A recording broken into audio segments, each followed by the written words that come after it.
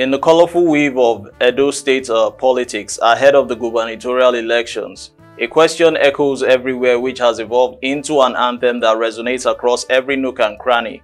Who's your guy? The catchphrase, who's your guy, championed by gubernatorial aspirant Olumide Akpata, transcends mere words, symbolizing unity, inclusivity, and genuine connection with the pulse of the Edo State people. It's about bringing people together, including everyone, and truly understanding what matters to the people of the heartbeat Edo State. On Viewpoint today, where we discover perspectives and embrace dialogue, we take a look at the political buzz with anticipation from market women, the backbone of Edo's commerce, bustling offices, and the hum of construction sites. Students who are actually with vibrant energy on campuses, finding solace in the familiar catchphrase, who's your guy? For them, it's not just a political query. It's a call to arms for a candidate who champions the aspirations of the electorate. The show is Viewpoint, where we discover perspectives and embrace dialogue. I'm your host, Odiawa AI. You will do well to subscribe to this YouTube channel, Veegil Media, and follow us across various social media platforms. Join us in the next phase of the show.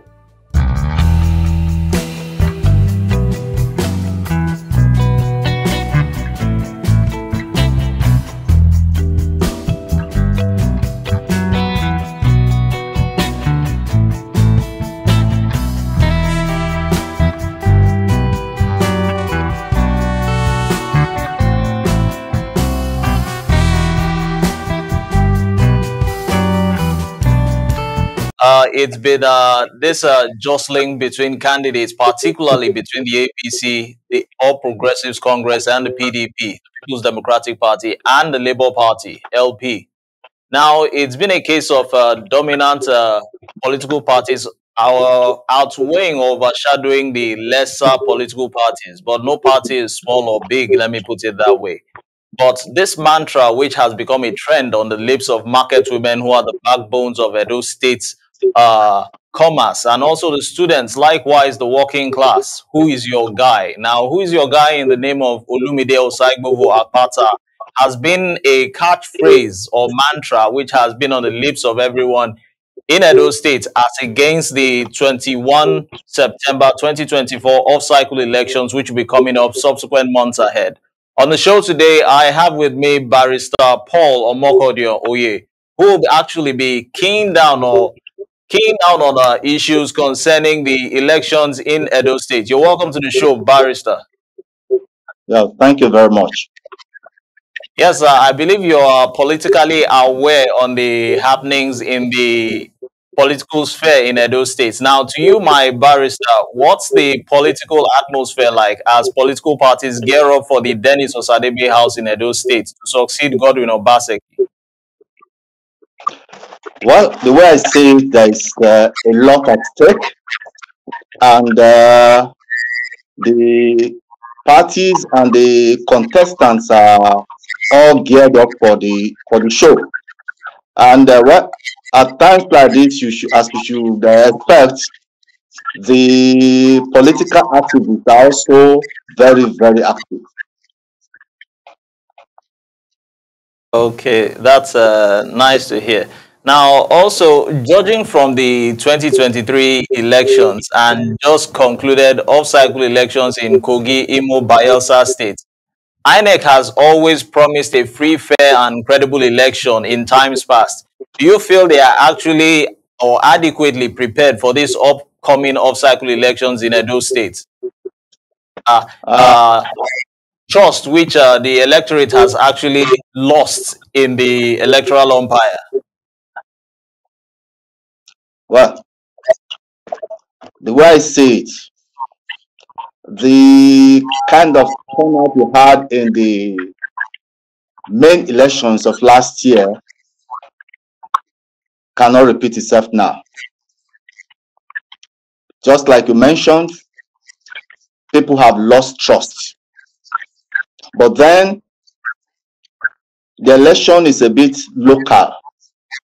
Therefore, the issues are personal to some extent, and that may upswing the level of participation. But I think generally people were disappointed with the conduct of the last general elections.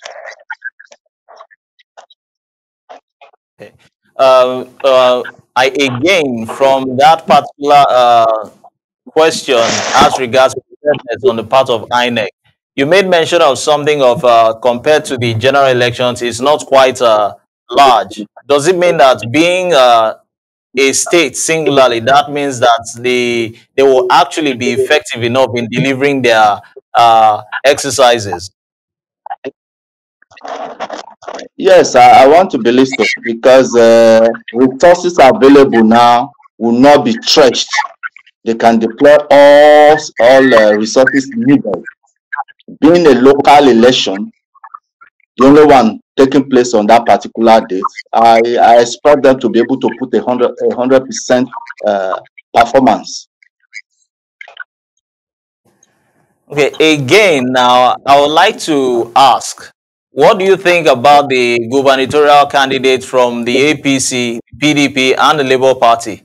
To you, who is the best choice candidate, or will I say on a comical note, the verifiable homeboy? Because oftentimes the people of Edo are always in the need of a homeboy, actually someone who is of the grassroots, who really knows the nooks and cranny or knows the ropes concerning the region.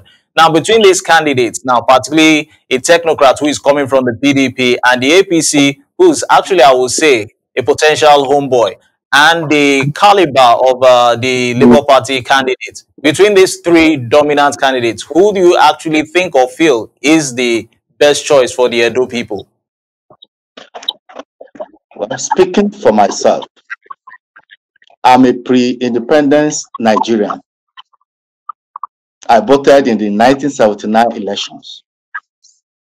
I voted for the late Obafemi Awolowo, and I voted for Jakonde, who happens to be the only politician that has not disappointed me.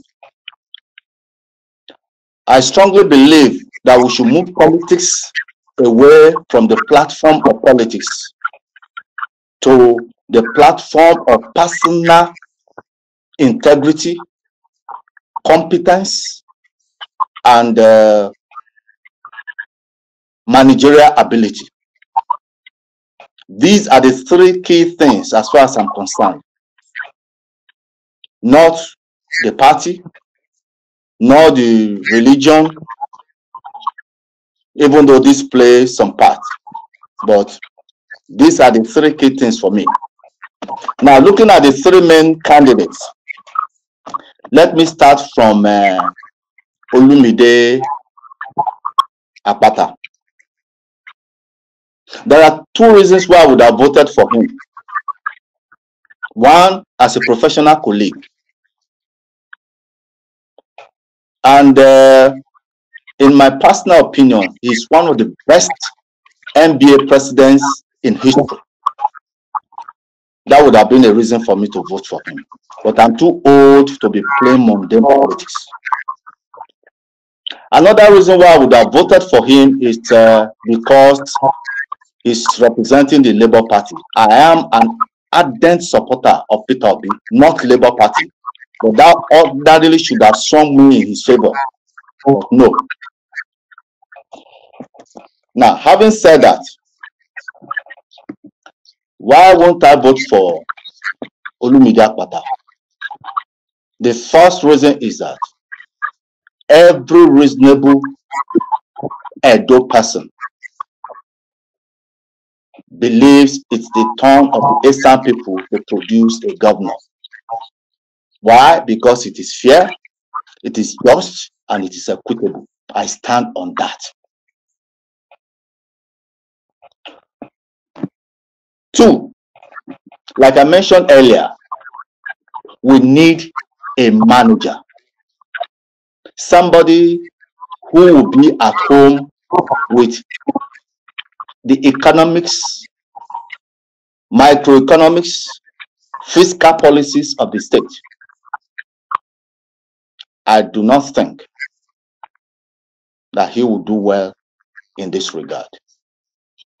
So, my vote cannot be for him. Now, the APC candidate is a career politician. I have no apologies in stating that career politicians are one of the major problems of Nigerian politics. I know of people who over the last 25 years have not really done anything other than playing politics. And they have a lot to show for it. That has to stop. Now, when it comes to the gubernatorial office, it shouldn't just be politics as usual. It is not just of somebody occupying a place or a position or an office. You see, we need to understand that you cannot supervise or manage something you do not know or understand. This was the biggest flaw of Muhammad Buhari. He knew nothing about anything. And people would just come and say, Kaza, Kaza, Kaza, and say, in Sahanu, they say, Sahanu, Shikena. They will sign. Because you can't give Buhari a 20-page policy paper and he will read, comprehend, and do something about it. He has neither the time, nor the capacity to do that. So we need somebody who will be able to do that. And having regard to the fact that the APC candidate is a career politician, he can't have my vote. The other thing is that APC itself, as far as I'm concerned, is a disaster. The past 9 years has been an unmitigated disaster. And there is no reason why an APC candidate should rule any state. Now, they are good at winning elections, but they are zero in governance. And if you are bringing somebody who has been a legislator to come and rule a state, already is 2-0 down. Now, that is for the APC candidate. Asue Ighodalo, for me, is the best candidate. One, because of his background, a lawyer who has been in banking, finance, what have you. That's the kind of person we need. Secondly, on the issue of continuity, it's crucial. I'll give you one example. The red-blue lines of Lagos State was conceived in the year 2000. It's just being implemented now. Now, forget about the godfatherism and other issues involved.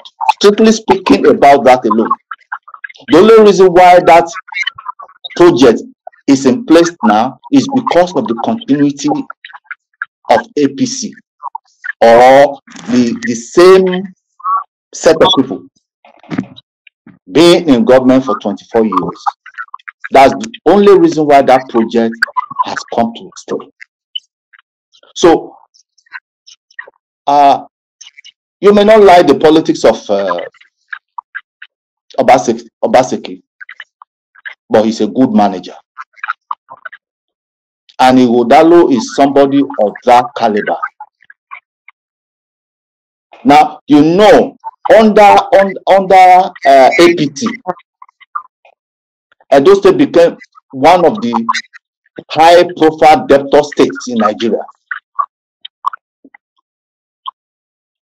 But Governor Obaseki has been able to manage the high debt profile and to implement some good projects. And if I'm not mistaken, Edo State pays the highest salary in the public service of Nigeria today. in spite of that high debt profile. So, because somebody of a like character and disposition of Obaseki is contesting now, he would have my vote. Now, the third reason why I will vote for Asue Ighodalo is because he's from the central zone. Because it's only fair, it's only just for somebody from that place to aspire to that office now. And lastly, being an outsider, he's not a career politician, not somebody who wants to make money out of politics. He has achieved whatever he wanted to achieve. Outside politics is now bringing his wealth of experience. And we should not miss this opportunity. So, for these four reasons: one, because of his experience in finance, banking, and things like that, is eminently positioned to do a good job in Edo State. Two, for the purposes of continuity. Three, because he's an ASA man. And lastly, he's not a career politician. There's a story of a performing governor. He was performing well, but he was not allowed to do a second term because he said he wasn't a party man. We should forget things like that. Nigeria is not for politicians. Nigeria is for all of us. Speaking for myself, in the last 40 years, I've not benefited anything from government. 40 years. The last thing I benefited from government was getting study leave without pay in 1983, gaining admission to University of Ife, and enjoying meal at 25 kobo, at 20 kobo per meal. On Sundays, we are usually served with jollof rice, ice cream, and a quarter chicken for 25 kobo. And then Buhari happened on 31st of December 1983. Those things were wiped away. That was the last benefit I got from government 40 years ago. And that speaks for the average Nigerian. There is nothing any Nigerian can point out. Average Nigerian can point out, this is what government has done for me. We used to have public taps. There are no more. We used to have good roads. There are no more. We used to have fairly good power supply. It's no more. So we need to put people who will not be thinking of themselves, but will be thinking of improving the situation they have met. Recently, Singapore chose a new prime minister, and they used 10 parameters. Personal integrity. Questions, issues as simple as, has he ever used a racial abusive language? Does he have a parking ticket or traffic offense? Is it being, or has it been investigated by the police for anything? Does it have a history of embezzlement or corrupt practices? It took them 4 years. Eventually, they picked on one candidate who scored 0. They didn't find him guilty of any one of those things. We should get to that situation. But I know that in our situation, we can't do that now, for now. The best you can do is, from what is available, let's make the best of it. And personally, like I said, I am a supporter of the Labour Party. But I would rather somebody like Asue Ighodalo becomes the next governor of Edo State. Okay, thank you very much, Barrister Paul Omokodio. That was a very, very lengthy, elaborate explanation, enlightening us as to how we should be being liberal when exercising our civic responsibilities. You had also answered a particular question which I intended to ask, which was the zoning agitation, which of course has been, this being just and fair for the marginalized region, which is the Edo people of the Edo Central. That is fine. But in totality or in entirety, to sum it all up, I can get your say is that whoever has to mount that #1 seat in Edo State has to have managerial qualities, not just political backgrounds alone. Well, it's been nice having you on the show, Barrister Paul Omokodio. And in due time, I believe you should join us subsequently from time to time. Thank you very much. Now, navigating through the heartbeat of Nigeria, Edo State, the common man, workshops, creative spaces, and even among the elite, everyone resonates with the catchphrase, "Who's your guy?" Before political parties, among the political parties, we had a number of political hopefuls jostling for the governorship tickets in Edo State. As we count down to September 21, 2024, with electoral umpire, INEC, security agencies, observers, and stakeholders gearing up for the electoral exercise, we implore everyone to live up to their best potential on election day. Likewise, candidates seeking to succeed Governor Obaseki of the PDP in the Dennis Osadebe House, whose second term will expire on November 12, 2024, adhering to the rules of the political race, which is in the best interest of the Edo people. Thanks for watching.